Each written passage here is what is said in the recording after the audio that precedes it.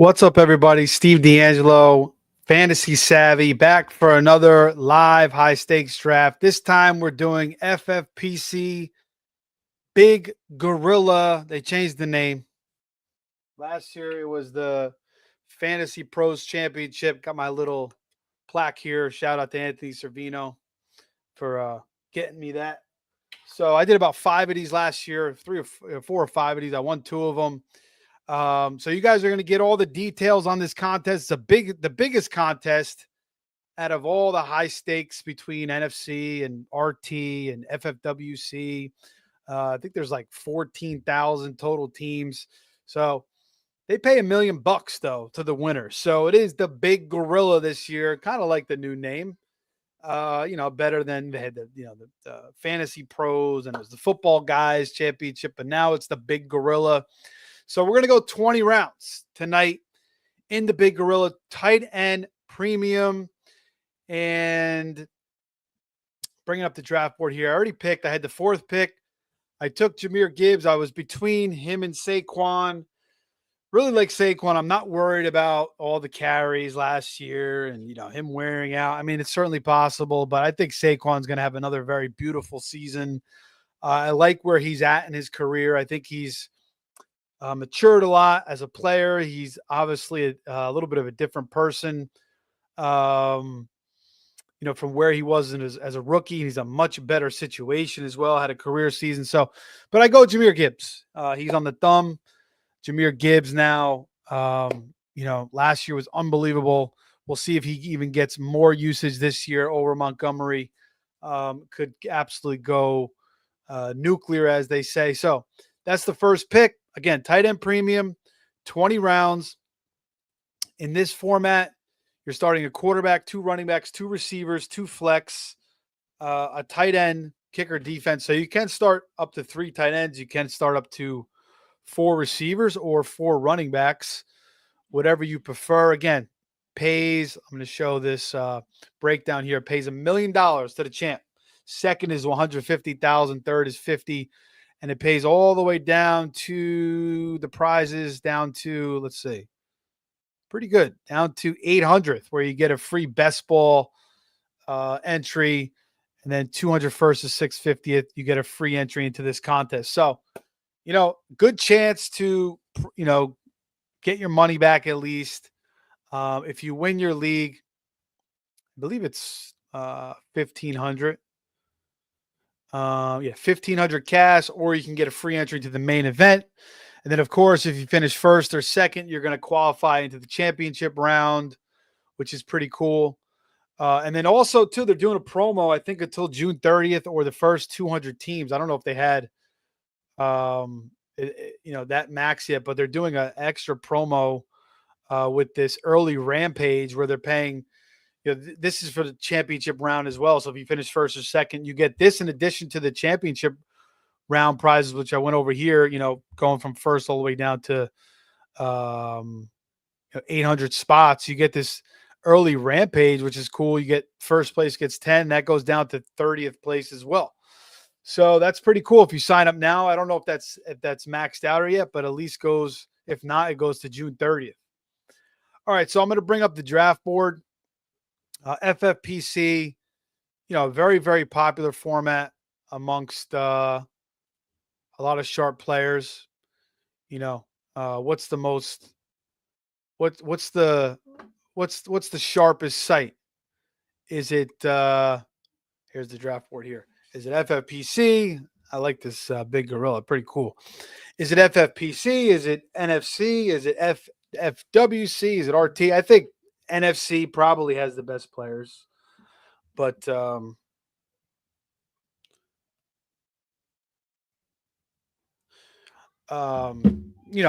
all have skilled players. I don't recognize a lot of these names here. I mean, I know most of the guys in NFC that are playing, especially now, you get a lot of the usual players, and then later on, the names become more unfamiliar.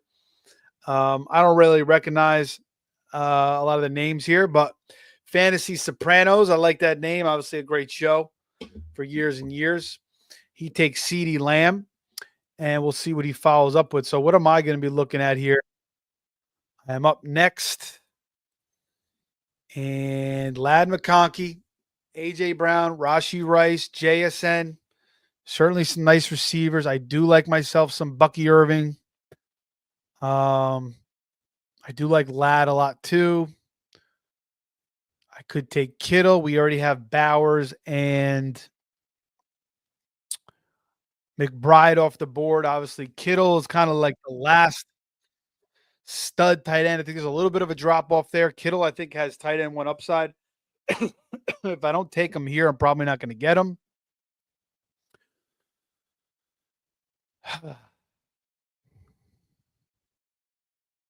You know what? I'm going to sucker into it a little bit here in the tight end premium. And let's go George Kittle. Let's go George Kittle. We do a few of these. You know, like I said, I may mix up a little bit of Saquon. Sometimes I'll take Saquon ahead of Gibbs. Sometimes I'll take Bijan if I can get him. But I like the Kittle pick there. Again, 1.5 points per reception here in tight end premium. There goes Lad. And I'm sure Bucky Irving is going to go. I like both those guys. But there's some other players that I could take here that I like as well.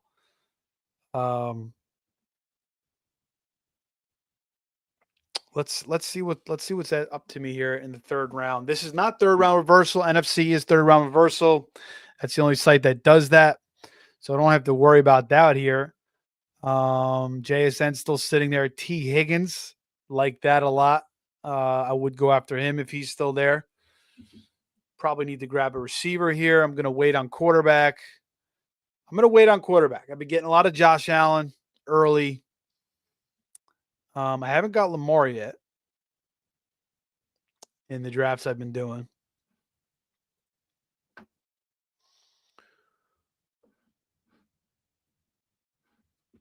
But you can wait here. This format, they go a little bit later. NFC, you're getting 6 points per passing touchdown. Here it's just regular 4. So 3 picks away. Let's see what I got. And again, you know, everybody's got their own strategies. Hero running back and 0 running back. And, you know, I can't even keep up with all these different theories anymore. For me, it's like just research as much as I can. Watch as much as I feel like watching is the best, and reminding yourself of what these guys did last year rather than looking at the stats. Of course, you can look at the stats. If you're into stats more than and into the tape, that's fine. But either way, remind yourself of what's going on, and then head into these drafts and take the players you believe in the most. You know, and then just work the board. You know, navigate the draft and how it's going.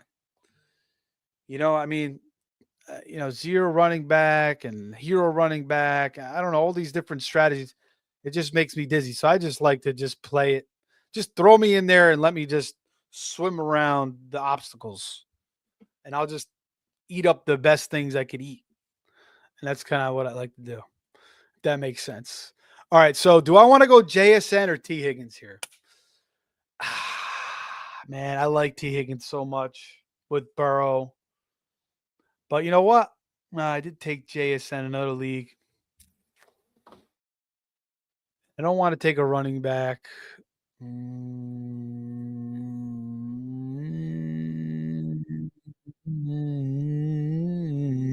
T. Higgins has not played a full season.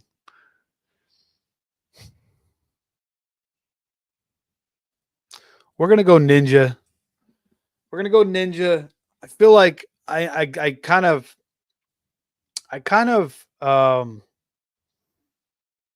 discredited Jigba a little bit, you know, coming into the league. Same thing I did with St. Brown, because these slot receivers that aren't the most explosive guys, they don't really like have deep speed or breakaway speed. But the thing is, what makes St. Brown and Jigba special is just they're so solid in, you know, reading coverage, getting in open zones, you know, creating a chemistry with their quarterback, coming back to the football, showing great hands, showing good contested catches, and just playing in that slot role.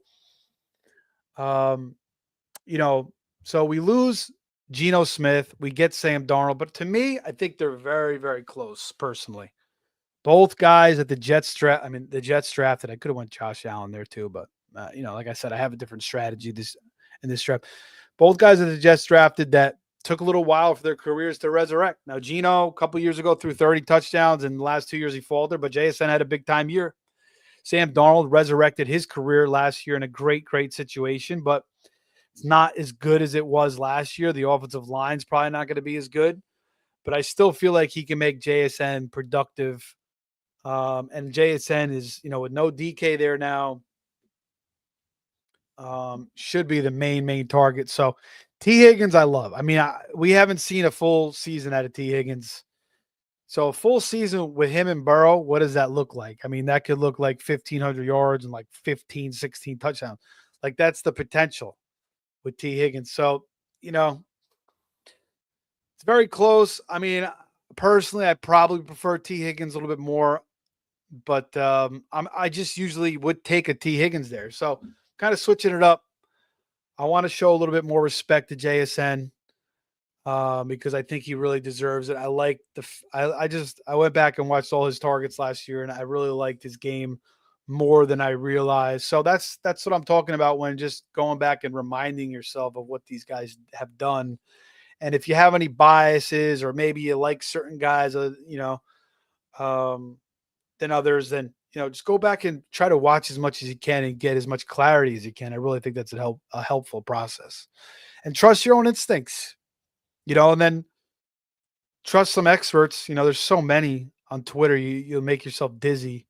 So try to pick two or three, reputable guys or websites and try to condense it, because if you're listening to, 30 different people, you're going to drive yourself nuts.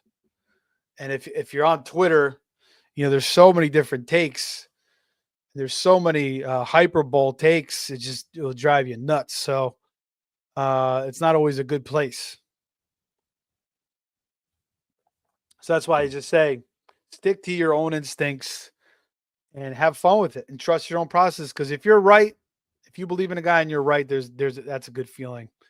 And if you faded a guy because even though you liked him because somebody else didn't like him, you're gonna hate yourself.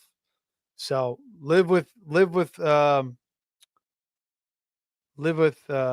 people you back, and if it doesn't work out, then you blame yourself. That's it.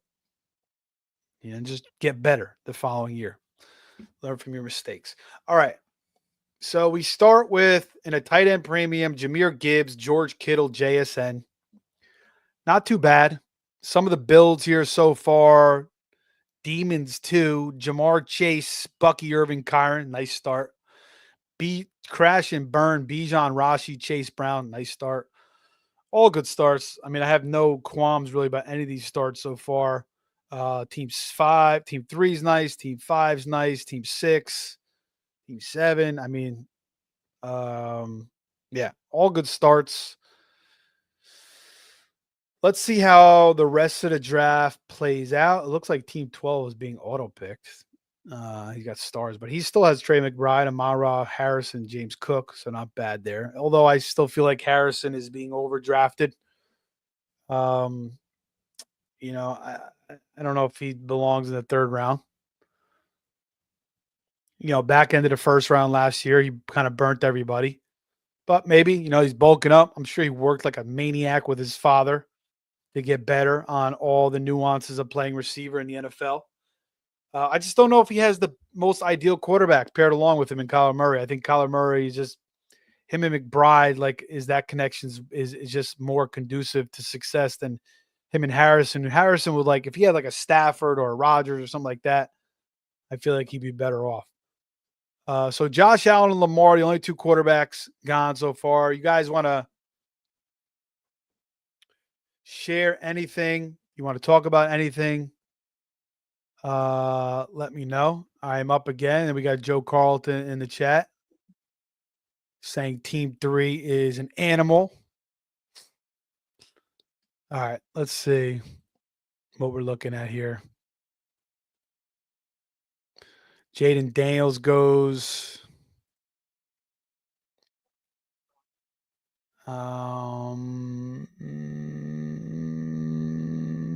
Do I want to go back to this guy again? Yeah, I do. I'm gonna take JMO. I feel like JMO um is why this is not working.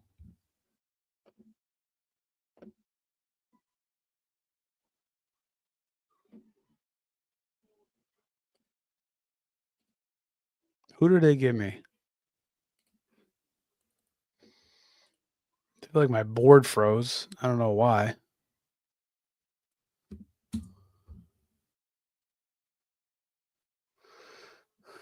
Did something happen with the draft? Maybe they pulled back a pick. Let me see.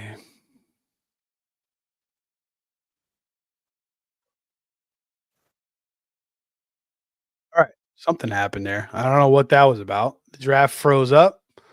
Oh yeah, there was a pause. I don't know what happened. I thought my computer froze. I don't know what the hell was going on. And then the gorilla sound went off again. So I'm back on the board. So it gives me an extra little time to decide here. But I think I know what I'm going to do. Let me just peek at the running backs real quick. No, the running backs, forget about it.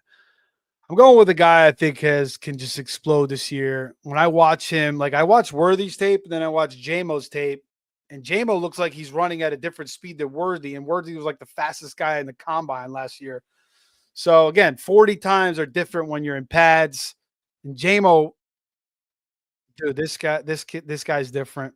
Um, New OC, Morton is saying he's gonna have a career season, and I think it's time for JMO to have a career year. So I like it as my wide receiver two with JSN. And Joe says great value on JT. Yes, JT goes third round. Yeah, I mean he's gonna drop a little bit here because of the tight end premium, so the tight ends are gonna go a little faster. But still, you like that in the third round, and that's another thing you could do. Like you don't have to bite into the tight ends. It's just like super flex. You don't have to bite into the quarterbacks right away, and then you could get the value, great value on some of these guys. Just like in tight end premium, you don't have to bite on the tight end, and then you could steal some of these positional, running backs and receivers. Would have been nice if he fell one more spot, Steve. I'm not sure who he's talking about. Maybe JSN. Team three, Mongoose is an animal, as I referenced before. That boy, good, he says. Team three, let's check out his team. Jefferson, Ladd, Taylor, Worthy. A nice start for sure. Justin Jefferson, you could argue he should still be the number one pick, over Chase. I guess the only thing that people are slighting him is he doesn't have Joe Burrow like Chase does, and he's got a little bit of an unknown in JJ McCarthy. But Shirley O'Connell, the quarterback whisperer, Josh Dobbs, uh, Nick Mullins throwing for 400 yards. Sam Darnold resurrects his career. So they give up Sam Darnold. They believe in JJ McCarthy. You'd have to trust that O'Connell knows what he's doing. And and Justin Jefferson is just so damn good. I mean, I could probably throw him the ball 20 times a game and he'd probably end up with 1,000 yards and 7 touchdowns. So I don't think you have to worry too much about Justin Jefferson. So arguably could be the number one pick. It's just it's in that trend now where Jamar Chase is kind of going number one every single damn time.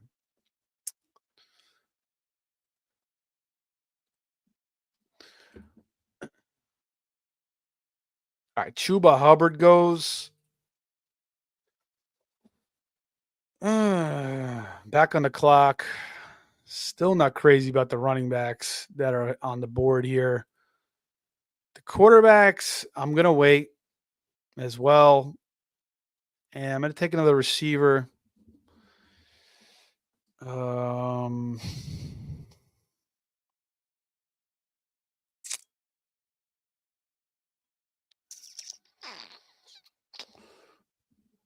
do I want to take Zay Flowers or George Pickens or Travis Hunt?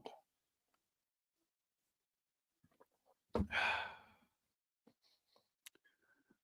don't want DJ Moore. I don't want Ted.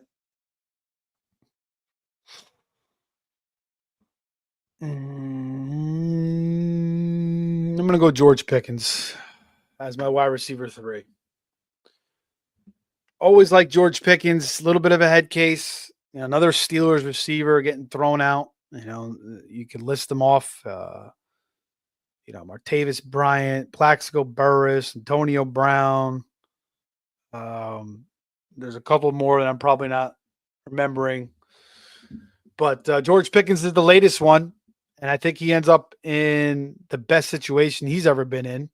After all those years playing with Matt Canada, having run 10,000, streak routes, and Artie Smith, and I think he played. I don't think he played with Roethlisberger, but still, like,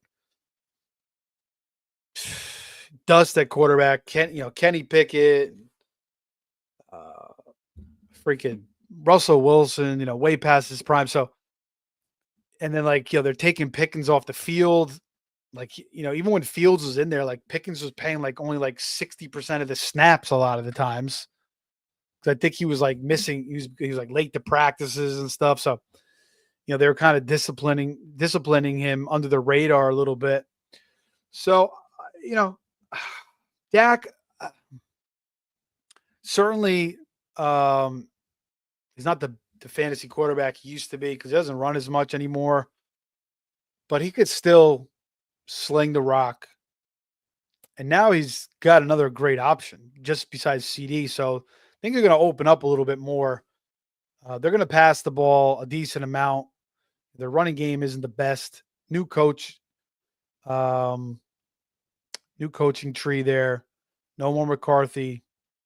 Bring in Brian Schottenheimer, who, everybody is not excited about, but maybe he surprises, the son of Marty Schottenheimer, who I always respected, who always came up short in the playoffs, but always was a winning coach and had that great attitude. So, I'm rooting for Schottenheimer, but we'll see what he can do. Seemingly out of nowhere, hired by Jerry Jones. Everybody's hating on it. So we'll see if Jerry Jones can pull something up his sleeve with the Schottenheimer hire, and maybe Dak and the Cowboys can at least get back to the playoffs, and then, losing the playoffs early again. But Pickens and CD is a nice combo, so I'm good with Pickens there. There goes Tet McMillan. I got to do a double take on him, but I'm not really excited about Tet. I feel like he's big. Obviously, he's talented, but I felt like the Panthers, made the wrong pick. I feel like there was other talented receivers ahead of him, similar to Harrison, Neighbors, Brian Thomas. I felt like we're better receivers. So I feel like it's the same thing almost with Tet.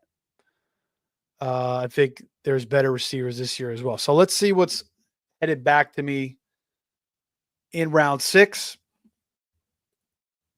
So far, Jahmyr Gibbs, Kittle, JSN, JMO, George Pickens. Not bad. I'm expecting a JMO breakout. I'm expecting an almost George Pickens possible career season, maybe a JSN. I mean, he had a hell of a season last year, but he could get better. Kittle, maybe tight end 1 upside.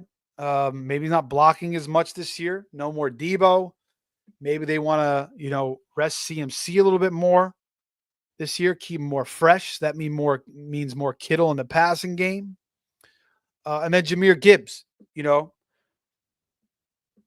maybe even a bigger step up over Montgomery this year as well. Gibbs goes off at the end of the year last year when Montgomery gets hurt, and wins a lot of people fantasy titles.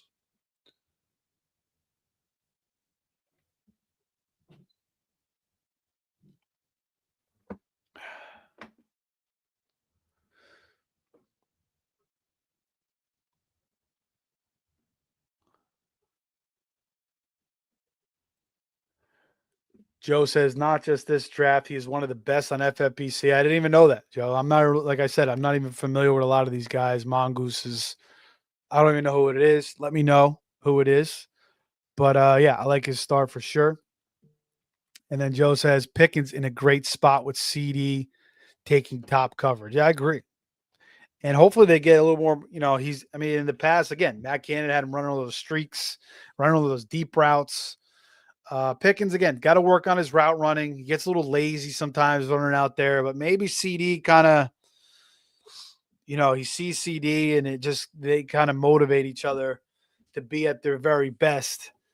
And Pickens probably is a little bit motivated after he got shipped out of Pittsburgh. He probably likes the warm weather a little bit there. Played at Georgia. So now he gets to go play in Dallas, another warm climate. So that maybe that helps his mood a little bit too. And he's getting a little bit older. I mean, he's still young, but he definitely has to mature, work on his route running. So we'll see. But I like it as my third receiver.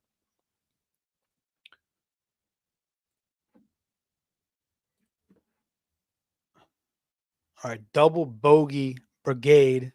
Malik Achan, Josh Allen, Kenny Walker, DJ Moore. Kenny Walker, I mean, I love that guy. And now with Kubiak, another coach's son, Gary Kubiak, Click Kubiak.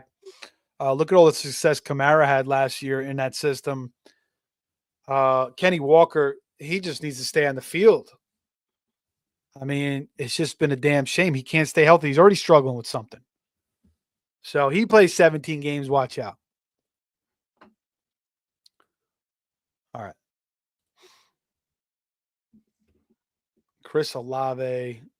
I got to maybe start thinking about running back here. I've been taking this guy left and right in my drafts.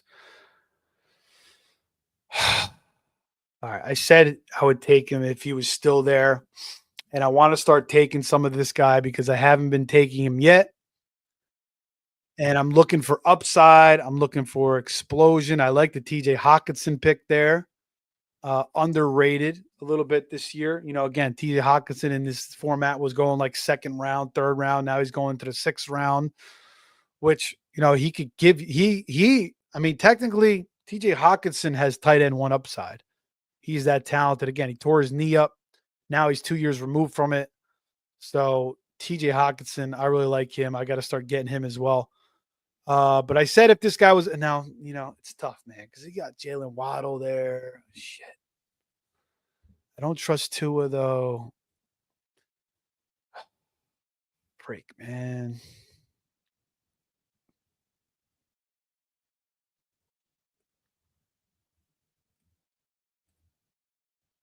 All right, let's do it.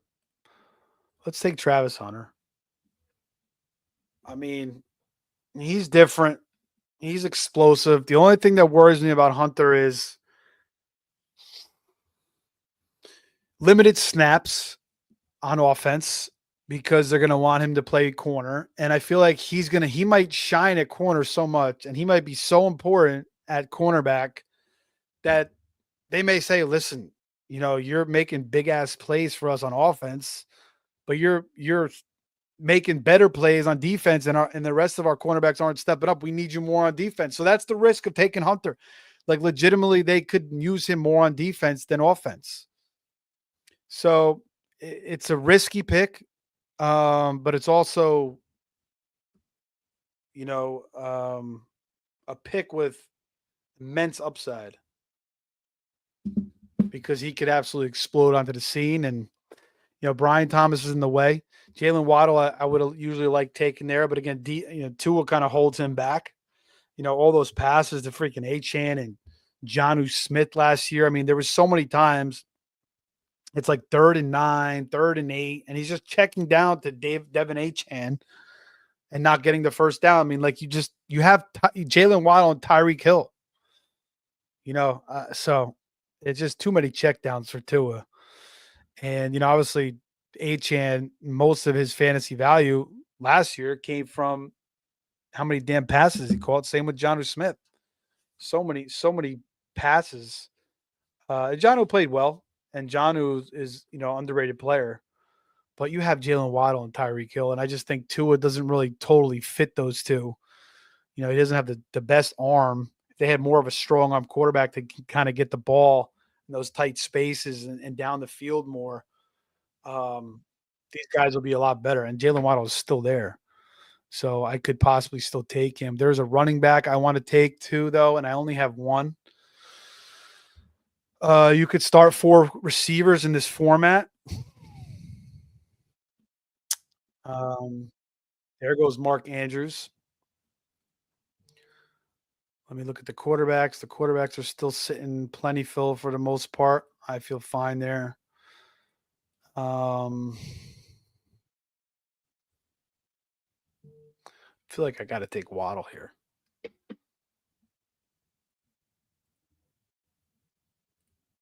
I mean, I usually like to take Tony Pollard here, but I think I could figure it out at running back with some of these other guys. My running back room probably won't be the strongest, but let's go Waddle. I think it's a great value here.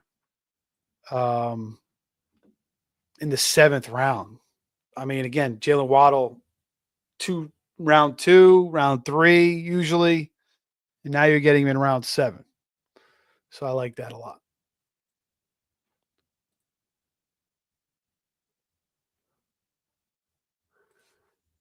Joe says, explain Onion Boy. Well, I like onions, but it has really nothing to do with it.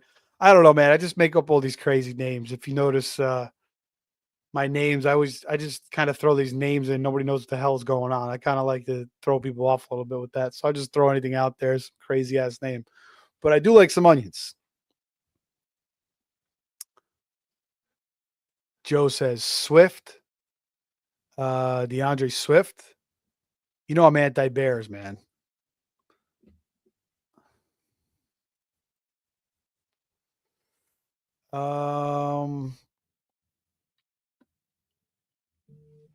There goes Tony Pollard.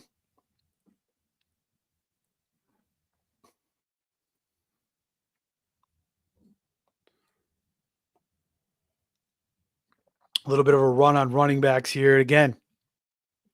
I went 5 straight receivers after taking Gibbs. I went the hero RB strategy here. I wasn't planning on that. I had no, I wasn't going, even when I took Gibbs, I wasn't even thinking about going hero RB. It just kind of fell that way.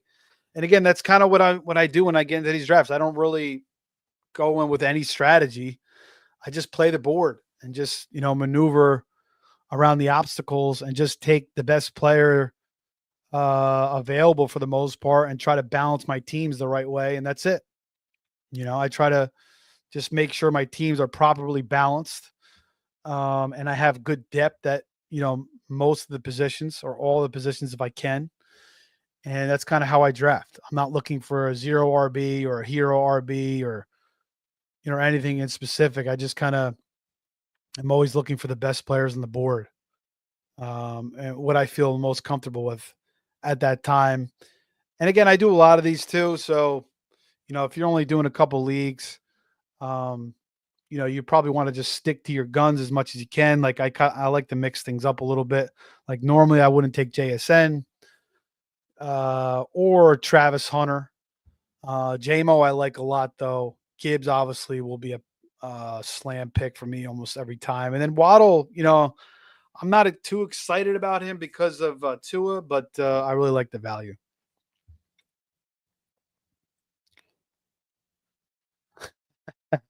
Joe says my favorite was Rick Smith's being the password to the playoff contest. You're right. Yeah, so I'm always doing like throwback names or NBA players, some weird names like that. Yeah, man, Rick Smith's was a beast though. 7-footer for the Pacers, and we had like I don't know 4 or 5, 6, 7-footers drafted in the NBA draft. I saw a video of that one guy. I think who the hell took him? The Chinese guy, and they asked him what he liked to do. He said sleep, eat, and play PS5, and that was pretty cool. Very simple answer, but there was a lot of 7-footers being drafted. Some 7'3" guys, 7'4". So we'll see how these guys do in the NBA, but that was a pretty good draft. Rick Smith, 7'4", crazy, and he was really, really good. Let me turn my fan on. It's getting hot in here.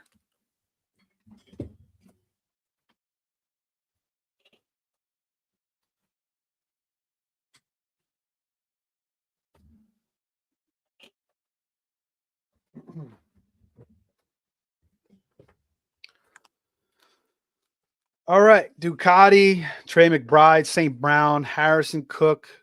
He was auto pick for his first 4 picks. And then he gets Godwin, Swift, and Mahomes. Mahomes, good value in the 7th. I got to be looking at quarterbacks soon as well. Jay Wimmer says, "Good evening, gentlemen. I love live draft live stream season. I do too, man. I like checking out live stream drafts as well." And Joe says, "Jay, what's up?" Jay says, "Good show with the goats the other day, Joe." Yep, that was a fun draft, man. A lot of big dogs in there for sure. Put my fan on, still not going off. Talks amongst yourselves. If you know what that's from, let me know.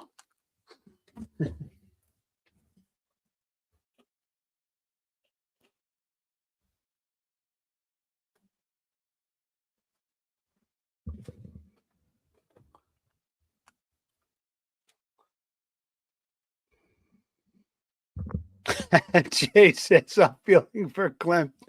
He nails it. Yep. Mike Myers on Saturday Night Live. That was a classic. Freaking hilarious, man.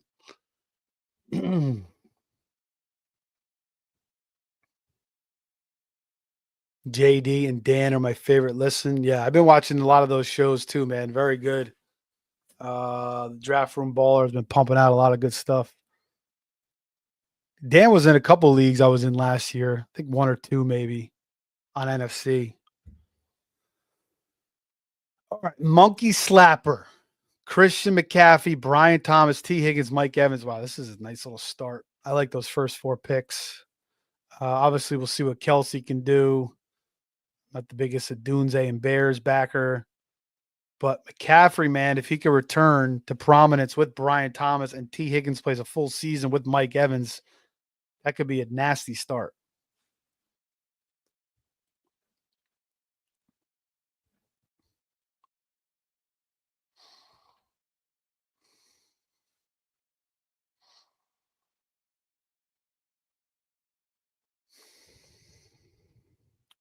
Shit.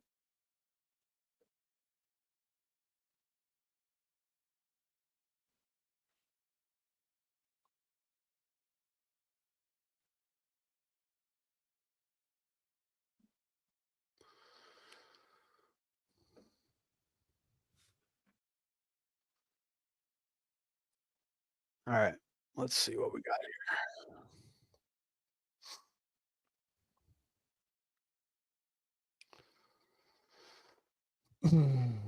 The running backs. Jesus, I got to take a running back. I got to go Najee as my RB2. Yeesh.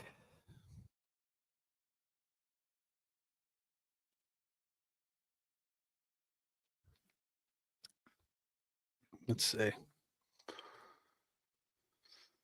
Oh, boy.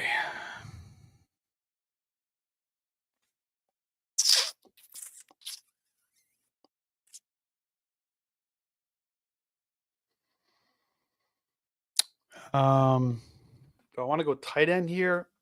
Can I still get Najee on the way back? I think I could probably still get Najee, is what I'm thinking. The tight ends will probably fly off a little bit here.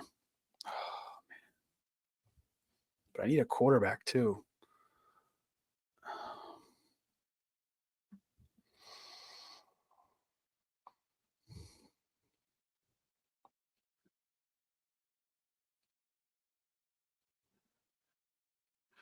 All right, let's take Kraft, get my tight end here in tight end premium.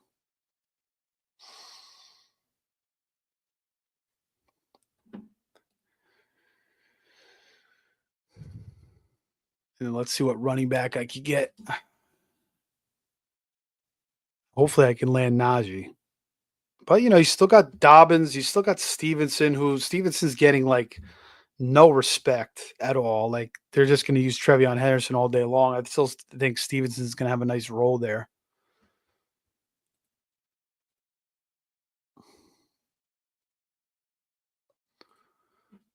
And then you got a couple quarterbacks that I'm thinking about too. I think I could figure it out a quarterback later. I think I got to wait on quarterback. I got to get a running back here.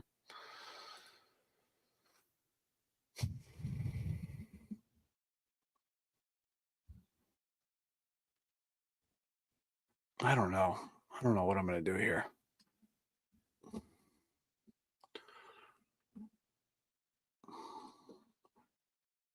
So far, Gibbs, Kittle, JSN, JMO, Pickens, Travis, Hunter, Waddle, Kraft. No quarterback yet, only one running back. There goes Zach Charbonnet. This guy's got 4 backs. Crash and Burns got 3, and Mongoose has got 2. Let's see what he does here. Yeah, I like having Kittle and Kraft. I think that's a good combo. And tight end premium could start again. You could start 3 tight ends if you want.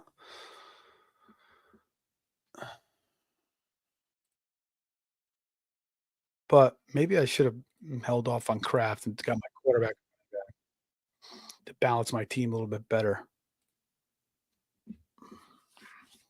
All right, let's do this. Let's take Najee, RB2. Not the best, but again, I made the point 1,000,000,000 times. Everybody thinks Najee's just going to, get 5 carries a game or 7 carries and be the backup right off the bat. I don't see that. I feel like Najee, again, they paid him pretty well, $5,000,000. They let go of Dobbins to bring him in. And it's not like Dobbins was unproductive. Dobbins was pretty solid. I think the reason they let go of Dobbins is just because he's just always hurt. And they know Najee has never missed a game in his career. So, and they paid him a decent amount. And yeah, they still drafted Hampton. But again, rookie running backs take a little while to get accustomed. And especially when you have a solid veteran like Najee, who's had 1,000 yards every year, never missed a game, playing in all those terrible systems, run, pass, all those no real holes, so I think he's just getting disrespected. And I feel like at least a 50-50 split. And I think initially Najee will probably get a little bit more burn. And then if, Hampton starts to really show his talent, that will probably even out a little bit more. But I still don't think Najee is going to be riding the bench.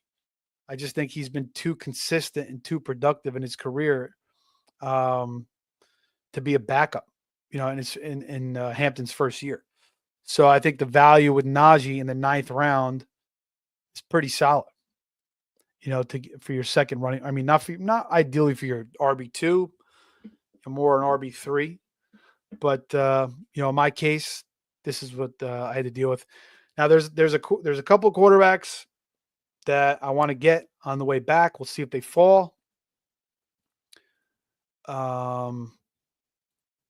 on ADP, I think I could still snag them, but we'll see. Maybe somebody will jump up here and take one of these guys. I mean, there's like, there's 4 good quarterbacks, 5 good quarterbacks here that I like. And, even Dak. I mean, I have Pickens. So I don't know what to think about Dak. I'm not excited about drafting him.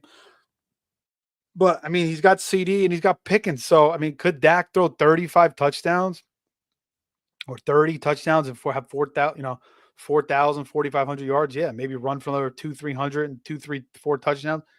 Definitely. I mean, you got Justin Herbert.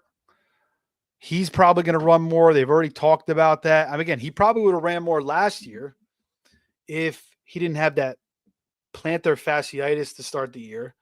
And then I think he had a high ankle sprain. So, I mean, 2 terrible injuries to your ankle that are going to prevent you from running. Obviously Roman with Lamar all those years.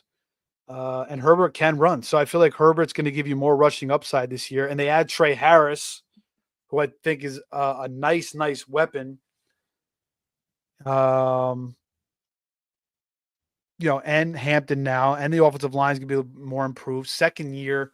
I mean, Herbert could have a big time season. He seems like a great value at the end of these drafts, along with some other quarterbacks as well. So I'll be fine at quarterback. I'm not worried about it. Let me just see what other running backs I can get because I need to stack a couple here now. Get some depth here at my running back position. Jamie joins the show, says, "Sup, Steve. Just did a Scott Fishbowl 15 mock on Club Fantasy. I know that's the hot ticket right now. A bunch of Scott Fishbowl mock drafts going on. Definitely check those out as the live drafts are going to start popping up all over the country. Shout out to Fantasy Cares. Great organization. Donate if you can. If you join the NFC, high stakes, you can join right from there. That's what I've been doing the past, last year. So, or you can just go to Fantasy Cares on Twitter, donate there. Jay says, has the 8th pick in my Scott Fishbowl league. All right. You guys can watch the board for a little while. I'm just going to go downstairs, throw a little music on here. Tell me if you guys like this track. I think you will. And I'll be back in about 1 minute. I'm just going to grab myself a glass of water. Here we have fantastic wealth, and we have the technological possibility of making everybody on earth the enjoyer of an independent income. We can't do it because people say, where's the money going to come from? Because they think money makes prosperity. It's the other way around. Money. It's just like life. It's one big roller coaster. One day you up, next day you down. You never know how it's gonna go. You can't say. Money.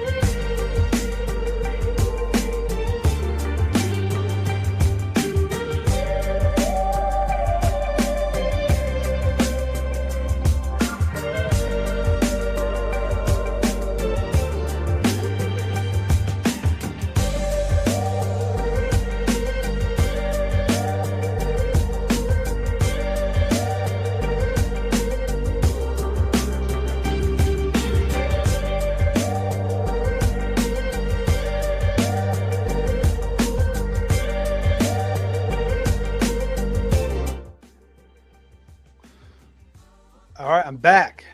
Jamie says that shit hits. Yeah, the only problem with that song is when I play it, I lose, I get copyrighted. Doesn't matter because my show's not monetized yet anyway. So I'll play for now until one day. Hopefully soon this can get monetized once I get the right amount of subscribers. So if you are listening, please subscribe to the show. Like the show. Appreciate it.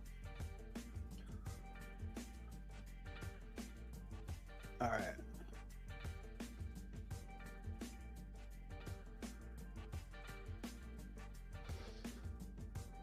Choker 3, Puka, Drake, Brees, Hampton, Judkins, Ridley, Montgomery, Warren, Higgins. I like this first 3 picks.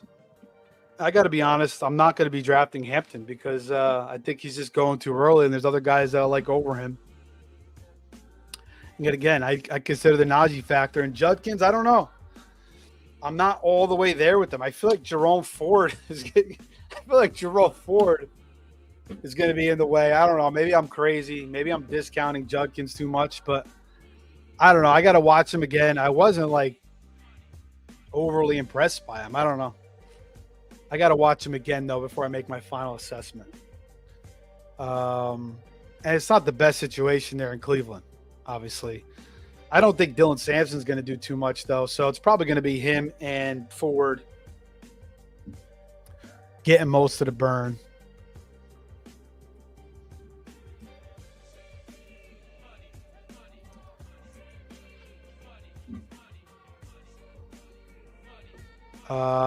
Double bogey, Malik, Achane, Allen Walker. Love that start. DJ Moore, nice in the 5th.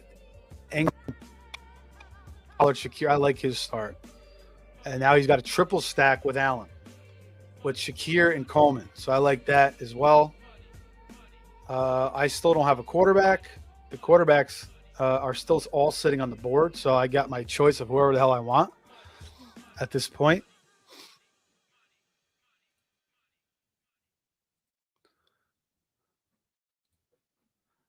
And I'm back on the clock as Dalton Kincaid goes off the board. All right, I'm going to take Ramondre. Again, I think he's being a little bit disrespected. I still think he's going to have a role. The Patriots are paying him. And I don't think Henderson's just going to be, taking all the snaps. And Ramondre, still a good runner. He's been in a shitty situation the past couple seasons. Terrible offensive lines, especially 2 years ago with Mac Jones. I mean, that was a complete disaster, and Ramondre had to deal with that. And then even last year, starting with Jacoby Brissett. So I mean, he's going to fare better now with Vrabel there, better offensive line, a little bit more offensive weapons with Diggs and Kyle Williams coming into town. So I feel like Ramondre is being disrespected too. So I got 2 value running backs, not the most exciting guys, but guys that I think can give me some production at least. And, kind of help me just chug along here as I try to add some more guys down the list here at running back. And I'm going to go quarterback. And the guy I'm going to go is going to be, you guys probably know who I'm going to take.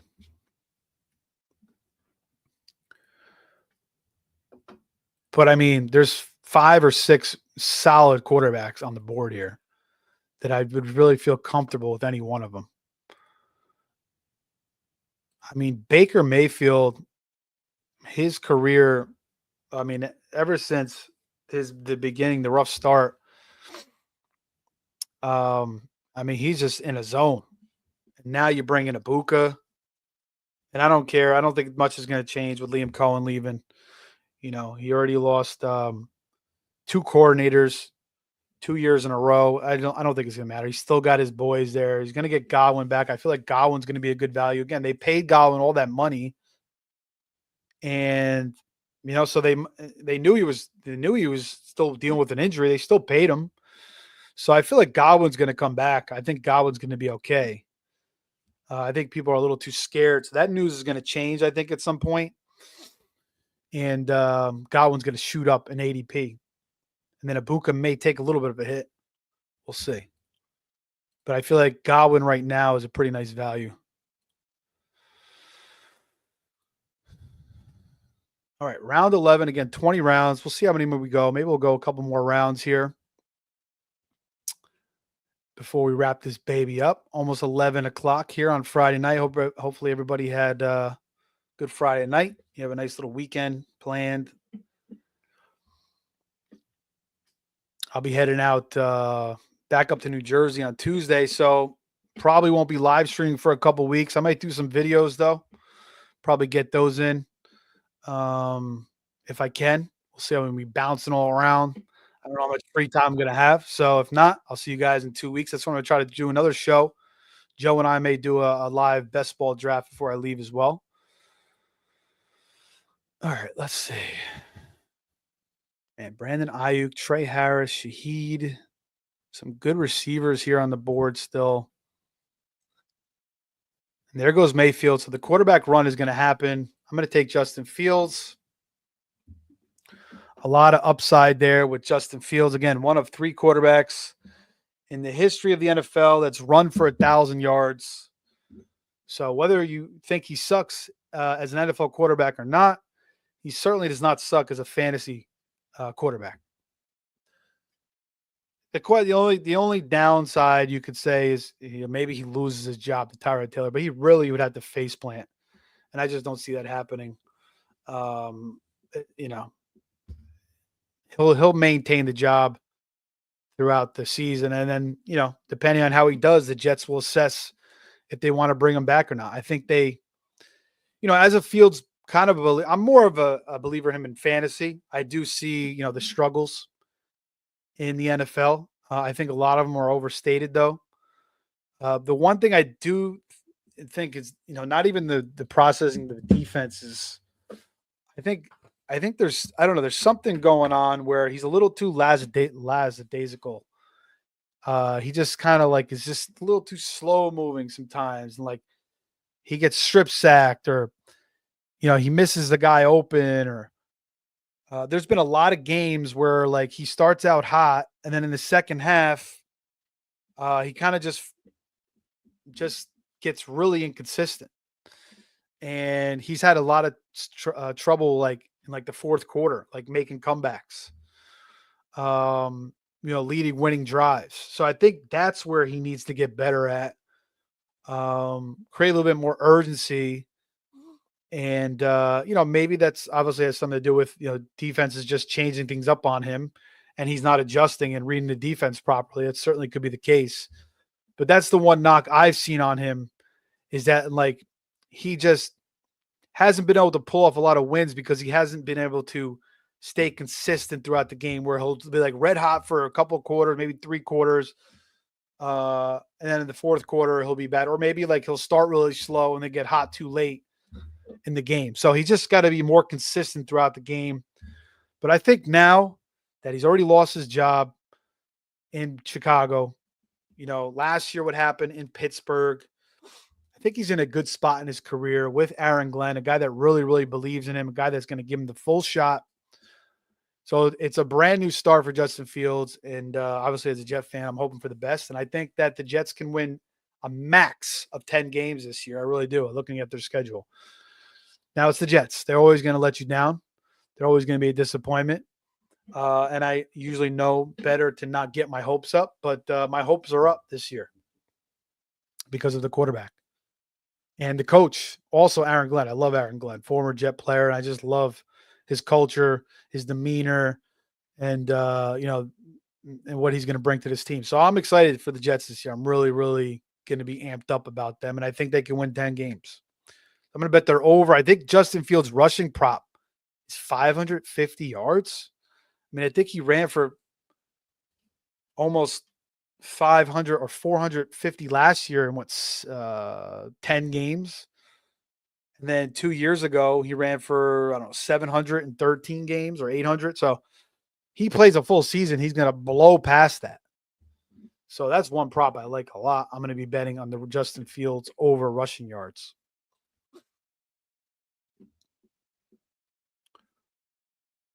Jamie says, you're going to go hang out with Snooki at the Jersey Shore.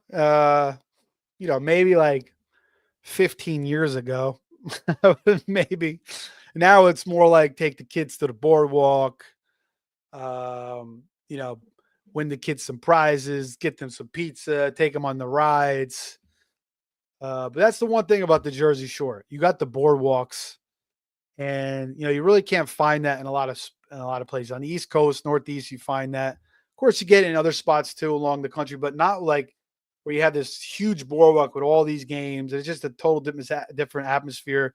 And the food is just, the boardwalk food isn't the best, but the surrounding areas, some of the boardwalk food hits, but a lot of it's, just there for the, people coming to the boardwalk and they overcharge your ass. But definitely a great experience. A lot of really cool shore towns along the Jersey Shore. So it's a great time to be up there. Ideally, living in Florida now, I'd like to be a snowbird, be up north around this time and then come down to Florida in the winter. And I think if you could do that, that's the most ideal thing. Jamie says Fields and Baker this late is insane as top 5 upside. Yeah, man. Again, these guys fall here in the FFPC because of the tight end. So it's just like what I stated earlier with the Superflex. If you want to, not buy into the Superflex as much, wait on the quarterbacks, you can get some really nice values. But regardless, you're going to get good values in these, premium formats with the Superflex or the tight end premium. Yeah, Baker in the 11th. I mean, again, even Bo Nix. And you could say maybe Bo Nix falls off like Stroud as a passer. But I don't know, man. I mean, I think Peyton now, second year in the system, Bo Nix bought into that system completely. And now you get Harvey. Now you bring in Ingram. And then you bring in Pat Bryant, who I think is, dude, Pat Bryant. I think he's going to be, I want to try to get him in this draft, actually. Shout out to Ernie if you're listening. Ernie, big Pat Bryant guy. Definitely want to, he's a beast. So, even if he fell off as a passer, he still has that running upside. So, yeah, 3 great values. Even Purdy here is nice. Drake May is nice. So, like, I normally like to get one of these stud run quarterbacks like Allen Lamar and Daniels, or even a Hurts. But like Mahomes in the 7th, I don't mind. But even if you wait later, you get the Fields, you get the Baker, you get the Knicks, you get the May, even the Purdy. Purdy fell off a cliff, but I think the Niners are in for a bounce back season. I like them to go over their total wins. I feel like the Niners, I looked at their schedule, I feel like they're going to win 11, 12 games this year.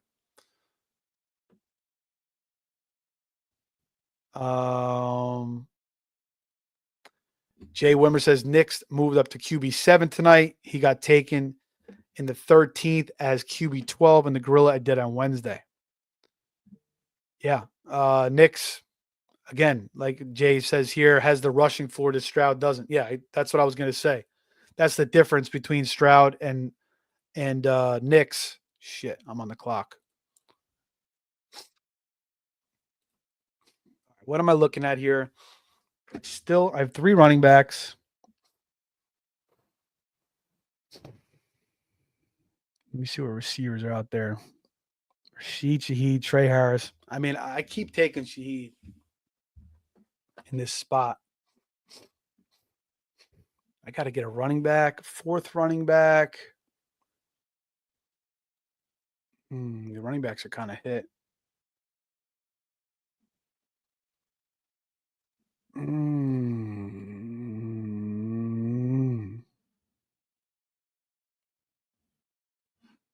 right, give me Shaheed. Shit. There's another receiver that I really want to take too. It's close. Even Trey Harris. Like, I haven't really been drafting him. I want to start taking him as well. But yeah, Jay, that rushing floor for Knicks, I'd say, like, even if he falls off, which I don't think he is, because as a passer, because they bring in Ingram, Pat Bryant, 2nd year in the system with Peyton, RJ Harvey. Even if he fell off, he still has that rushing floor that's going to keep him safe. I guess the one thing you could say is maybe he gets hurt with the rushing, but I think he's a pretty smart kid. He knows a lot of experience. Jamie says, got to try Raza Pizza in Jersey City. I did actually go there during the pandemic. That was like when you couldn't even sit in the restaurants before I left Jersey. So I ate it in my car. It was good, but the restaurant is nice. Like, they have a lot of good stuff on their menu. So I'd like to go back there and try it again. But yeah, I think I gave it like an 8 when I like an 8 something when I went there. But definitely legit. That guy is like, I watched a lot of his videos during the pandemic as well. He's like a wizard when it comes to making pizzas. Puts a ton of passion into it. There's a lot of good places that are popping up in the Northeast, but even like, my connection's a little bit down. I don't know why.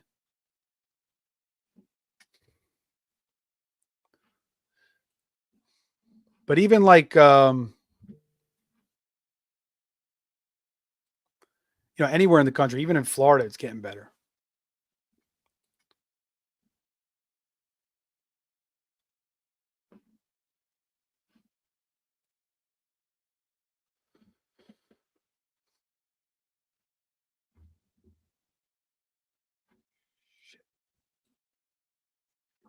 All right, back on the clock. Hopefully I don't know why my connection is giving me issues. And Jamie, where are you at, man? Where are you located? All right, back on the clock. Jarquez Hunter goes. Shit.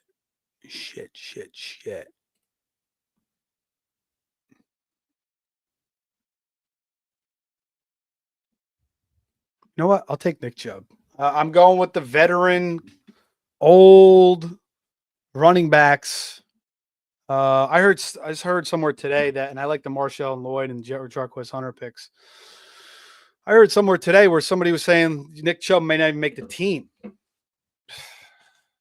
I mean, I guess there's a world where that's possible, but I feel like we're kind of discrediting Nick Chubb a little bit too much. Again, brutal knee injuries to the same knee. So, maybe Nick Chubb, his career is kind of shot, but he's working his ass off. This guy was one of the best running backs in the league a couple years ago. So I don't see it. I feel like he'll stay on that Texans team. He's going to make the team, and I think he's going to contribute. And I think he could take some stuff from Mixon.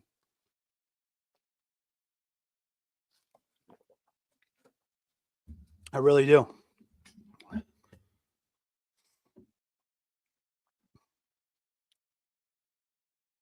But yeah, if I was breaking up a little before, Raza Pizza, Jersey City, very good. There's a ton of good places popping up in the Northeast, New York, New Jersey. I feel like the pizza places are getting even better. But even in Florida now, there's some good spots popping up and across the country as well as pizzas like Pizza Mania now with social media and Portnoy, going all around the country, visiting all these places. All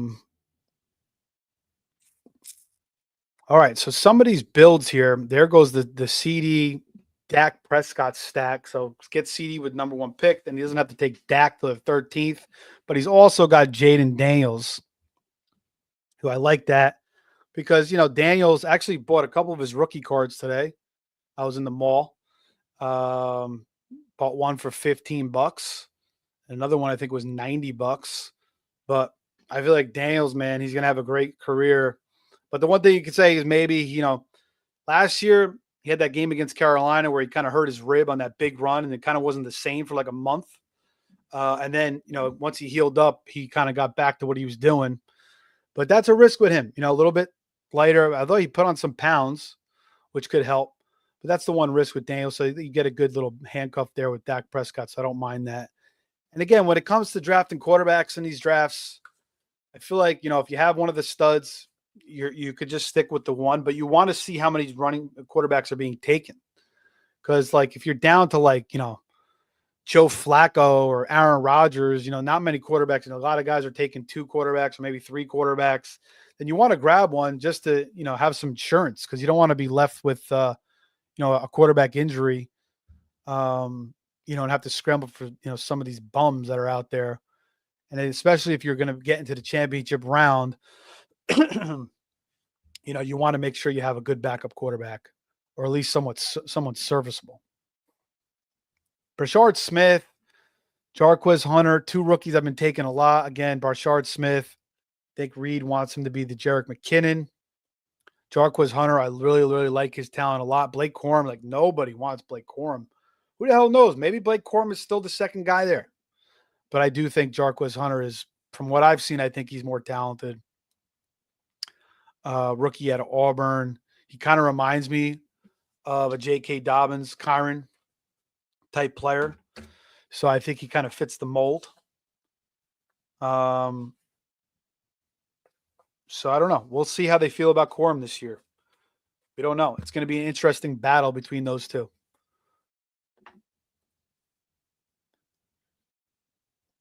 All right, a little over an hour. Anything else you guys see here that sticks out to you? Joe was commenting on Mongoose's team and calling the guy a stud drafter. And I like to start between Jefferson, Ladd, Taylor, Worthy, Hubbard, Judy, Andrews, John Debo. Wow. Baker. Nice squad. I really, really like that team. I think he's done a great job. Even Jaden Blue is a good pick there in the 10th. Although I think that's going to be kind of a split between all 3 of those guys. Tank Bigsby could emerge a little bit in that system. And then Jarquez, if he ever gets playing time or something happens to Kyron, I mean, just watch out. He could just be a monster pick there late. And again, I've been drafting him a lot. Chigo Okonkwo is like a tight end you get for free. For the most part, in tight end premium, obviously he's pushed up to the 14th round. 3rd year now. Supposedly him and Cam Ward are showing a connection. And I think Chig is different when you watch him. He's athletic, he's explosive. For whatever reason, he's kind of been underutilized. Maybe he's just a little bit raw. So now in his 3rd season, With not, Ridley, it's not like they have the best receiving options. I feel like Chig is a great value with a ton of upside. He's a guy I've been drafting a lot in best ball and in some of these high stake drafts as well.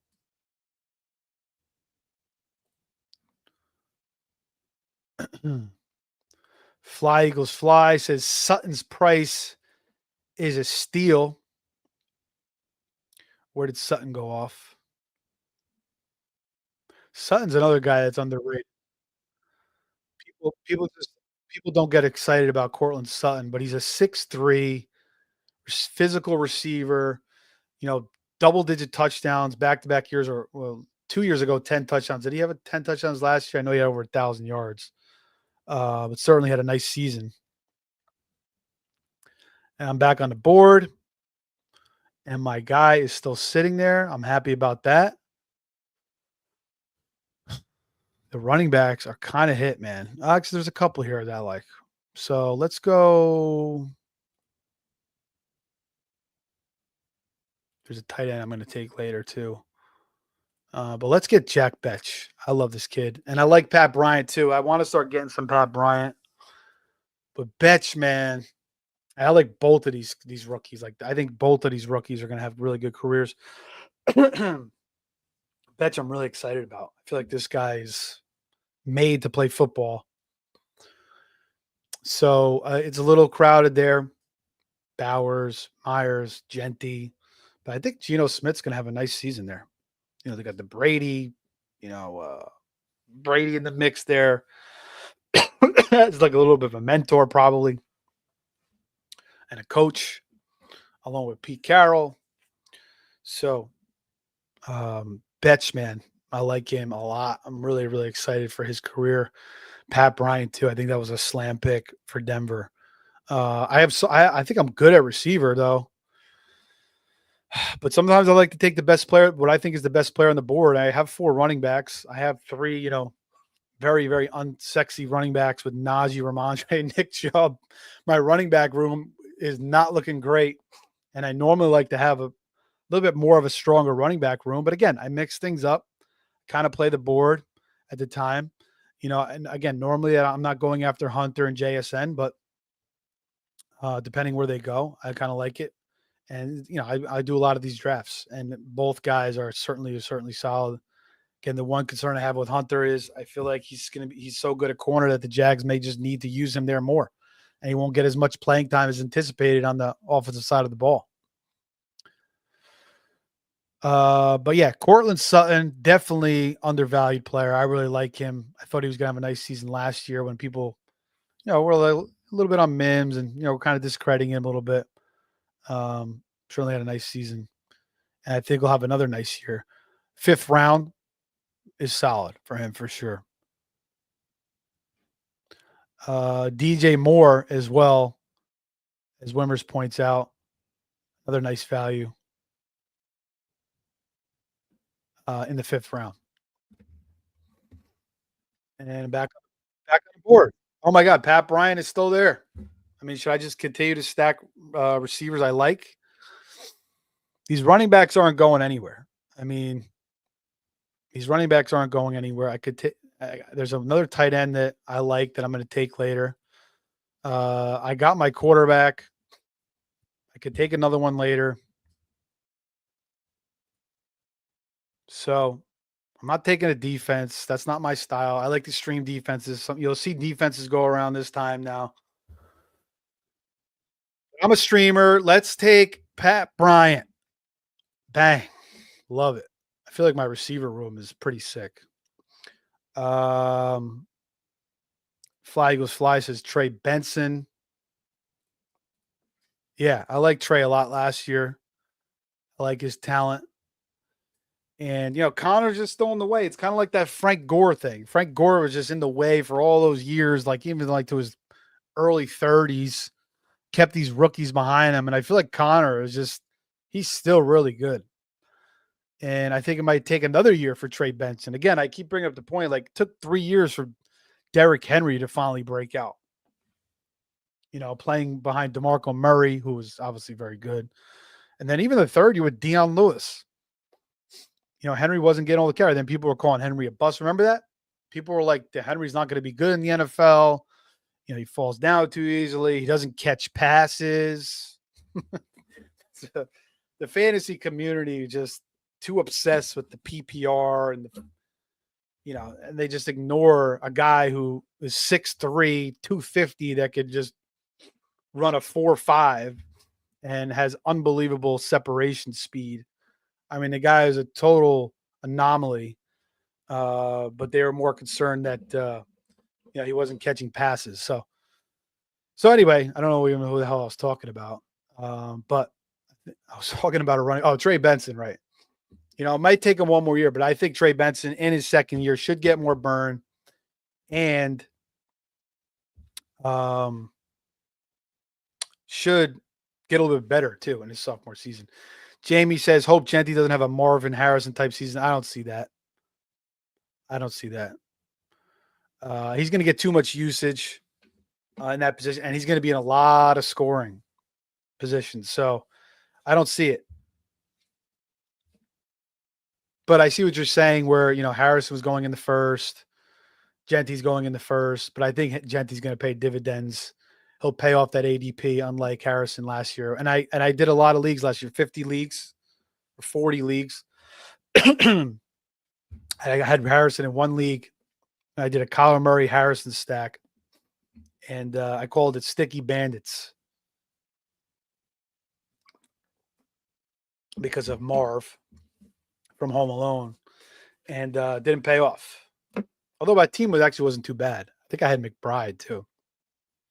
So that kind of catapulted me, but I think I finished like fourth in that league. So if Harrison could have did something a little bit better, and I was put him on my bench a lot of the times, actually, because he kept burning me. Jamie says, I joined the Rainbow Bowl. It's a charity best ball league that supports the LGBTJF community. All right, shout out to that.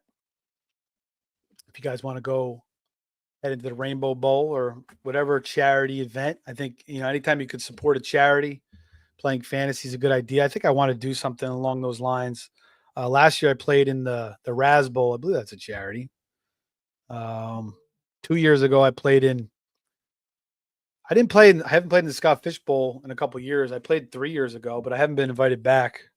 I think I forget to sign up or something, but I do contribute to them when I play NFC. So, it's not like I'm not contributing. Shout out to Fantasy Cares, great organization. But I want to maybe start my own charity league. We'll see if I can come up with something before the season's out. Season starts, rather.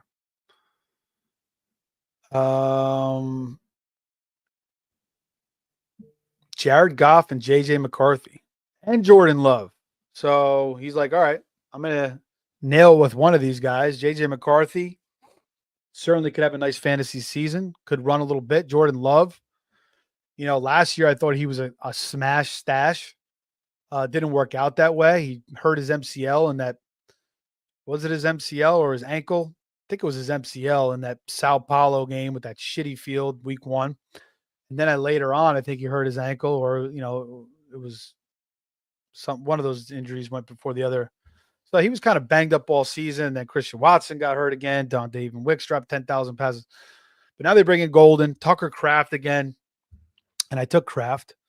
Love is saying we got to get him the ball more. I agree. I think Kraft is a very, very underrated tight end. I think he's going to get a lot more burn. He's going to be more featured in the offense. So I think Kraft's a nice value. And I think Love could have a nice bounce back season. I think Love could throw 30 touchdowns with 4,000 yards. Dobbs is still pretty solid. Wicks, Jaden Reed, Tucker Kraft, and Matthew Golden now. Penix, I like him. I feel like he could throw 30 touchdowns. As tops, probably more realistic is like 20 to 25, but I feel like there's a world where he could throw for 30. Xavier Legette, I really liked him initially last year. Then I started to watch him a little bit more, and I kind of fell off him, but he's working his ass off. I saw him on the Twitter account, Route God, running a bunch of routes. But you see a lot of these guys do that. But Legette, 6'2", 6'3", strong as hell, riding horses, eating raccoons. I'm rooting for him, and I'm rooting for Bryce Young. I like that. All right, back on the board. Albert says, sup? Sup, Al? Thanks for joining, bro. Hit the like button, guys, if you didn't. Share if you can. All right, I'm back on the board here. Nobody wants him, man.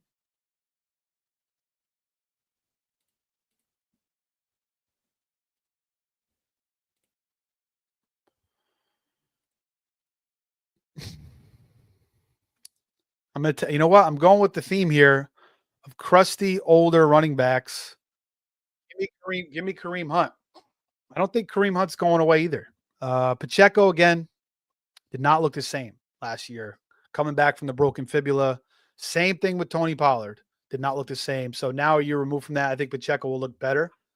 And Hunt certainly could have just, ran out of gas after last year and, just said, Andy, I give you one good year.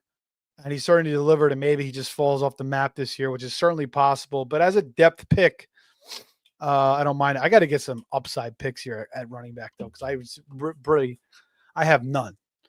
There's a couple guys I'm looking at. If you guys have any upside picks here, let me know at the running back position. A guy that you really, really believe in. And I'll probably jump on one or two of these guys here before the draft's up. But 17th round, we only got 3 picks left, and I got to take a kicker or defense. So I only got 2 positional players left. I'm coming up on one more. So far, I have plenty of receivers. 1, 2, 3, 4, 5, 6, 7, 8 receivers, 2 tight ends, 1 quarterback.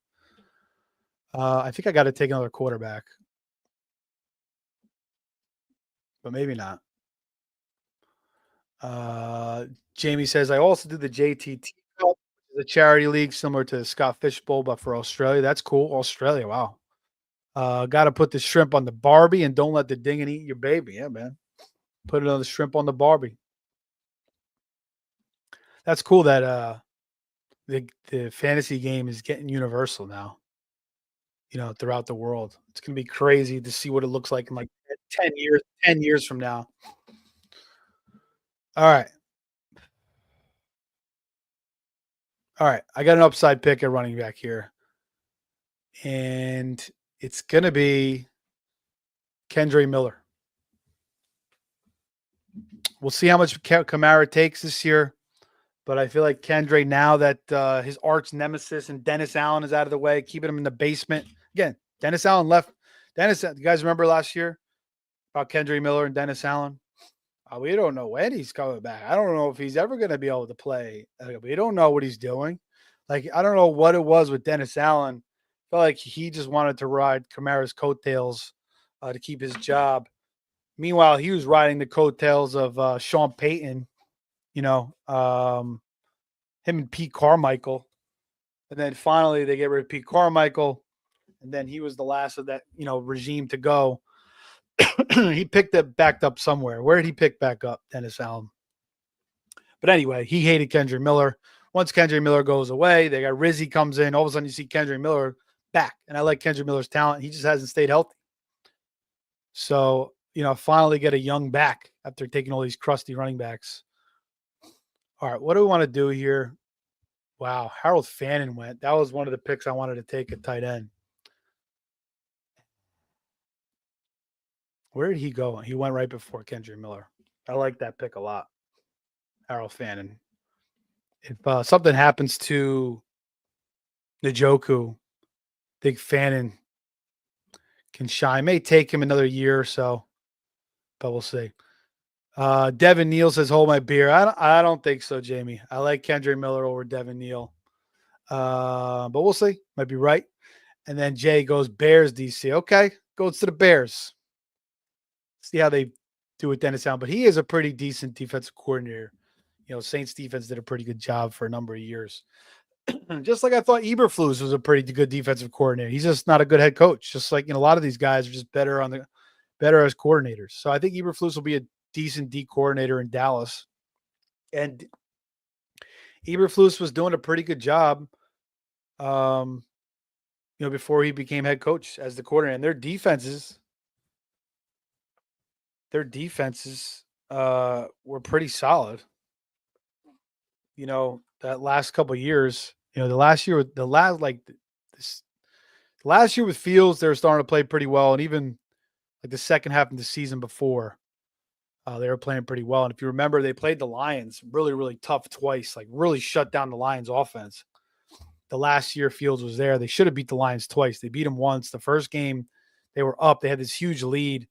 Then again, going back to Fields kind of falling off in the second half games, but that really wasn't his fault that game. Eberflus was got so conservative, kept running the football, and the Lions just were too explosive offensive team. He was playing not to lose Eberflus, and it cost him the game. But they ended up playing the Lions really, really tough twice. He kind of really schemed them up. They were shutting down St. Brown. They were getting to Goff, ton of pressure. So, again, a lot of these guys are better as coordinators. Jamie says, if you like Fan and if Njoku goes down, then you have to target Mayer in case Bauer gets hurt. Yeah, I don't know. I'm not the biggest Mayer guy. I don't know what it is. I like Fannon's run after the ability, run after the catch rather. I like the fact that he could stiff arm guys. I like the fact that, the two big games against powerhouse conferences last year, he showed out he's different to me. So I'm betting on talent a little bit, but not a bad thought process there. I just feel like if Bowers went down, then you'd probably see, more Genty, more Myers, and maybe a little bit more Jack Betch step up.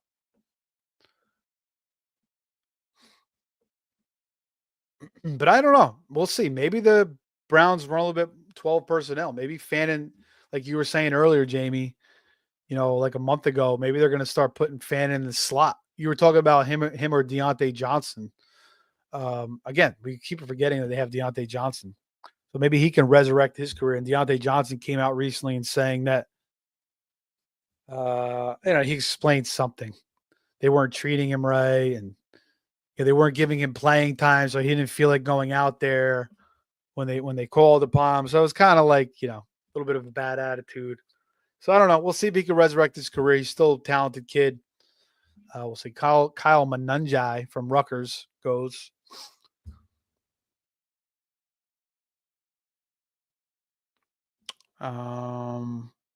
Sean Tucker. I don't know about that pick. I mean, you really need an injury. You need multiple injuries for him to pay off. But I guess at this point, with the amount of running back, the running back rooms are just dead. Let me see if there's any running backs here. I don't know what I'm going to do with my last pick. I don't think I'm going to take a running back. Let me see the quarterbacks. Bryce, Cam, Gino. I kind of want to take Richardson just for the upside, and then I can just cut him if he doesn't get the job week one, which look like it's not going to happen. But they're saying he'll be back for training camp. So, but again, shoulder injury seems like the same injury he had last year. I could get him now rather if he's like the week one starter, then his fab is going to be like probably, maybe I could get him for like $100 fab or maybe less. But, somebody might he might get hyped up and somebody might go for like 200-300, so I can get him for nothing now. There's a couple decent tight ends here though. And this is tight end premium. I have enough receivers. I don't want to take another running back. I want to take a quarterback with my last pick. Bryce Young, Tua, Cam, Gino, Daniel Jones, Richardson, Darnold, Rodgers.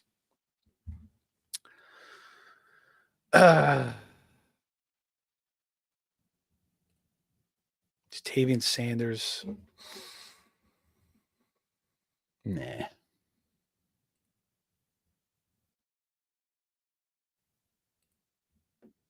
You know what? Let's take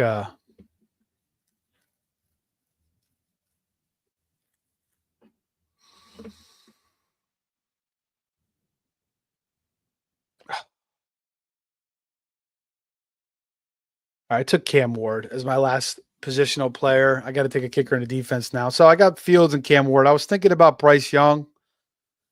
He's going to run a little bit. Now they got Tet. Leggett second year. Thielen's still there. Maybe Sanders gets better. It was between, I was thinking maybe Noah Gray or Tavian Sanders as a third tight end.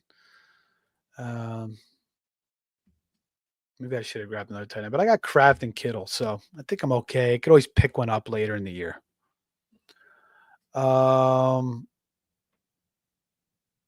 Jamie says Meyer has elite prospect profile. Don't sleep on him.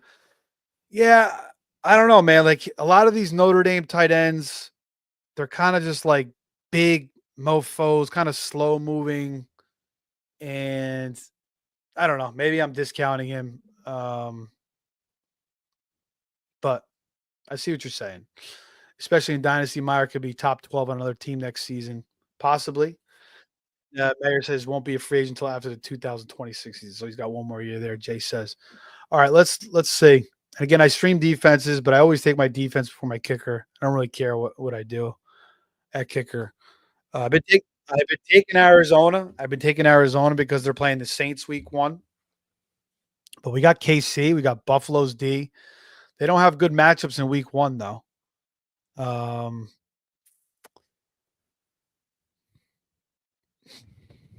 Jets are playing the Steelers and Aaron Rodgers. That could be interesting. A little bit of revenge there. You know what? The Chargers. I don't know why I'm taking forever to take a defense here. All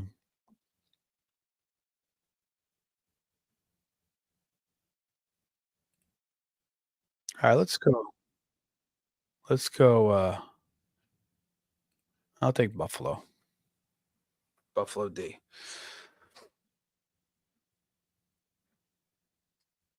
Yeah, I don't know. I don't know why I'm not really excited about Meyer. Who was the other big Notre Dame tight end?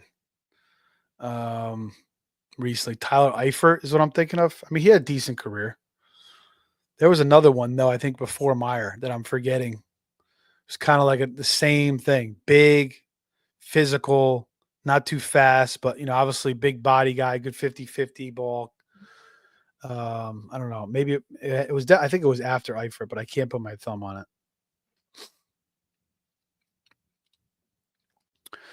So let's go over my build as my kicker is coming up, and you guys let me know what you think of my build. Is there any other teams that you think are going to be tough? Again, I think team 3 very solid.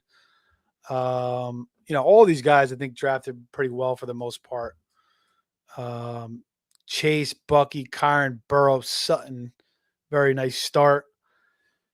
Crash and burn, Bijan, Rashi, Chase, Kamara, Harvey, Addison, Downs later on is nice. I like Lloyd, Fannin pick and tight end premium. 3, Mongoose is Jefferson, McConkey, Taylor, Worthy, Chuba, Judy, Andrews, John Debo, like that. Baker, Hunter, Herbert. Wow, solid. Great value on Herbert in the 14th round. So, Joe was shouting out Mongooses earlier. He's right. This is a really, really tough team. Even Jalen McMillan is a great pick in the 15th round. This guy is getting no respect. Justice Hill, solid. I mean, Keaton Mitchell or Justice Hill. Justice Hill has been solid, though. Is Keaton Mitchell going to jump over him? I don't know. Quentin Johnson, he still could be the number 2 there and still could get better. Still a first-round pick. Jamie said Devin Neal over Kendre, so that could work out. So I think team 3, very solid. I'll go over the rest of the teams before mine. Naked bootlegs, team 5, Saquon, Brown, Jacobs, Metcalf, Hurts, Hawkinson. I like Hawkinson value. Kincaid, Ayuk, good value. Reed, Diggs is nice. Bateman, Allen, he's going to go up. Another solid build there. Sopranos, CD, Garrett Wilson, Adams, Daniels. This is a lot of sharp drafters in here for sure. Again, it's early on, so you're going to get most of the sharper drafters now before everybody and their mother pulls in later, which will come pretty soon once we get to training camp. Things will really start heating up. Team 7, Neighbors, Achane, Allen, Walker. He gets the triple stack with Shakir and Coleman. Team 8, Joker, Puka, Drake, Brees. Tyler Warren, likely. Good picks at tight end there. Team 9, I like this start. The first 4 picks, even Connor, Kelsey in the tight end premium round 6 is nice. Brian Robinson, this is a good team too.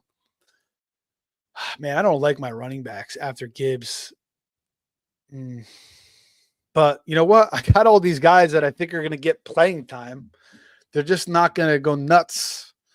I don't really have guys that are going to go nuts, but I do like my receivers. I think my receivers can go nuts. So I make up for it that way. And I got Kittle, and I got Fields, and I got Gibbs. So team 10, I'm just trying to compare my team to these guys to see how I'm going to compete.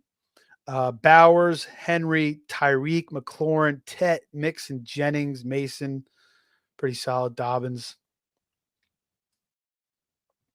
Team 11, Genty, Lamar, Nico, Porta, Ricky Pearsall. I think Pearsall, man, was watching him recently. He's like the way he runs an out route is like one of the crispiest I've seen. He really had a strong finish to the year last year. I think he's a solid pick. Zay Flowers in the 6th round with Devonta, Lamar. That got that stack. I like this team. And then Trey McBride. You take the kicker. Let's go Young Ho. Team 12. Ducati 9, Trey McBride, St. Brown, Harrison, James Cook, auto picks. Then goes Godwin, Swift, Mahomes, Scatabo, Javonte Williams, Brenton Strange, not bad. All right.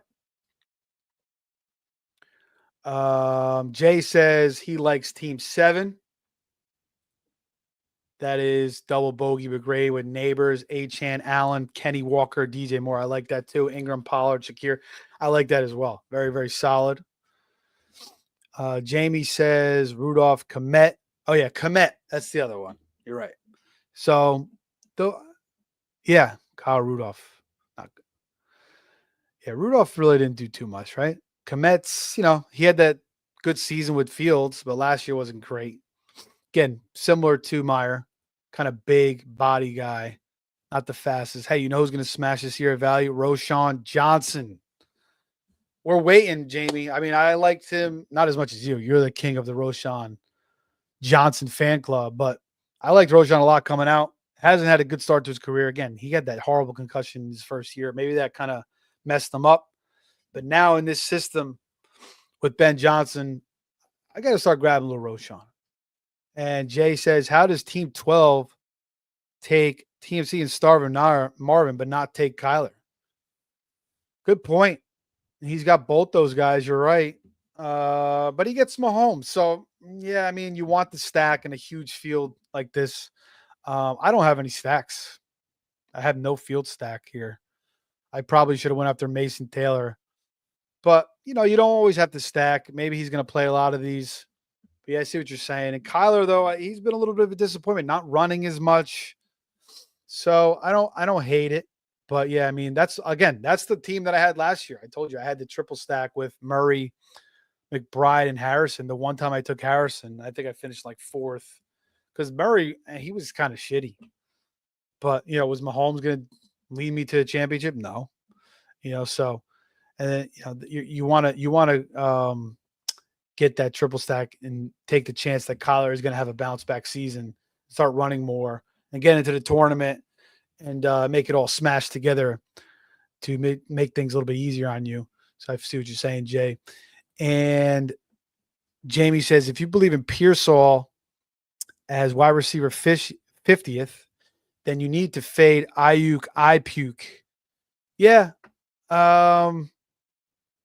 I agree. I feel like you're right. That's a good thought process. Like if Ayuk comes back, he's going to hurt Pearsall. But I don't know. Yeah, I'm kind of weird. Like I haven't taken much Ayuk. I think maybe a couple best balls so far. Ayuk to me is like he's so talented. I liked him a lot. But again, he was in that Shanahan doghouse years ago. And last year was a weird year. He held out. Then he, that hurt him. And then he wasn't held. He didn't look good when he was even out there before he got hurt.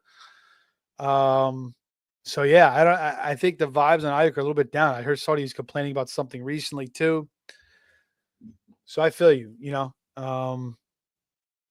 take Pearsall and then fade Ayuk. But you could also take Ayuk in some spots too. I think he's still a pretty good value. I still think he's a talented, very, very talented route runner, obviously. But we'll see how that all shakes out. Purdy, I don't know, it was a weird year last year for the Niners, but I do think they're going to bounce back this year. I think Purdy will be better. Kittle, Pearsall, Ayuk, all three of them, when they're on the field together, could be very, very nice. Purdy could have a very, very big season. So he might have some, good value, not only in these drafts, but in Dynasty as well. Pearsall, Jennings, Kittle for a couple more years, CMC. CMC will be around for a couple more years as well. So I do like Pearsall, though. Roshan was RB8 overall week 1 of his rookie year. Mason Taylor, top 12 tight end. Jamie, I will take, the next time I take Fields in one of these drafts, I promise you, especially tight end premium, I'm going to take Mason Taylor. I like it, man. He kind of reminds me of like a better or more athletic Dalton Schultz, like smooth, good hands. I got to do that. Jamie says Ayuk might miss 8 games and come back less than 100%. Yeah, that's true. He could. Right. He tore his ACL. That's not an easy thing to come back from. All right, let's go over my team. Then let's get the hell out of here. Jahmyr Gibbs, George Kittle, JSN, JMO, George Pickens, Travis Hunter, Jalen Waddle. So explosive receivers. Again, I could start 4 in this format. You're going to get a little bit better value on the receivers here because the tight ends get pushed up. Then I get Tucker Kraft as my second tight end. Najee, Ramondre, both guys getting disrespected. Both guys who I think are still solid NFL proven running backs. Justin Fields, ton of upside. Again, one of 3 quarterbacks in NFL history to run for 1,000. 1G, Rashid Shaheed, explosive, more receiver talent. Nick Chubb, just looking for something solid there as my 4th running back. Hopefully he gets some burn there, but again, one of the best running backs in a league a couple years ago.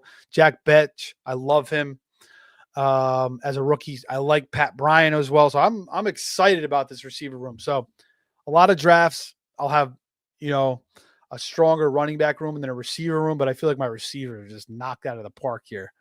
And if I can get some solid contributions from my running backs, again, I do have Gibbs, Kareem Hunt, Kendre Miller, Cam Ward, Buffalo D, Young Hoku. So I like it.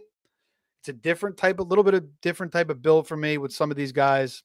Again, the grandpa running back room or the split backfield running back room. But I like it. Between my, hero running back and Gibbs, high upside quarterback and Fields, solid tight ends, Kittle and Kraft. And then my receivers, I feel like my running backs are just like, I'm like plugging a hole. There's a little bit of a leak, but the plug is going to stay there, throughout the season. And, I won't have to change the tire. I just plug the tire. I don't have to change the tire. It'll be solid. And I can make a couple pickups along the way. So that's it, guys. Hope you enjoyed. Jamie says, we all know your team is elite. Let someone win once in a while. Appreciate that, Jamie. Steve G says, you sniped JSN on me, buddy. Again, I don't normally take JSN. I'm not like a big JSN guy. I was between him and Higgins. But again, given Higgins' injury history, always missing time, I went JSN there, and I'm rooting for JSN. I like the slot guy, and I don't think Darnold and Geno, there's too much of a drop-off there. I think they're kind of the same guy almost.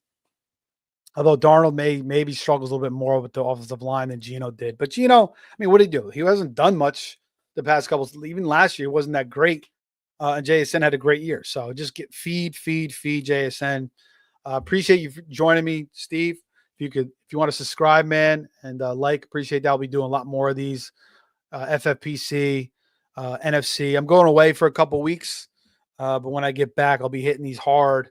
Maybe doing like 2 or 3 of these a week, all the way up until week 1, all the way up until the Thursday night game. I'll be doing these, and maybe into the Sunday. You get that first look, and I'll be doing some of these drafts Friday, Saturday. Jamie says, great show, dude.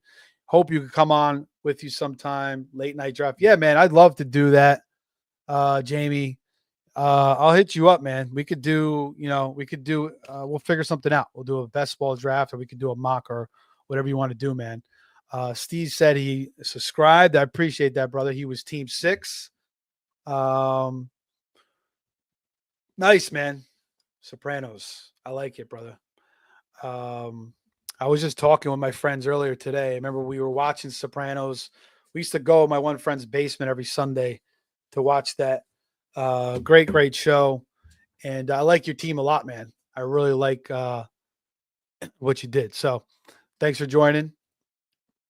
And Jamie says, there isn't any sniping of JSN. If you want him, you need to grab him round 2. All right, boys. Thanks. Take care. $145 tonight. We'll see you soon.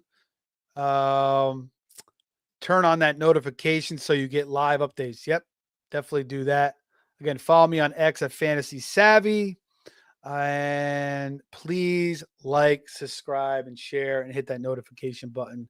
As Jamie said, we did an NBA draft first round review. If you guys want to check that out, we already did a couple NFC drafts on the channel. We did a best ball underdog draft. We did an FFWC draft, and this is our first FFPC. So check out all those shows as well. Again, guys, take care. Thanks for joining me tonight. Follow me on X Fantasy Savvy, Jamie, Joe, Steve, Jay. Thanks for everybody for joining. Take care.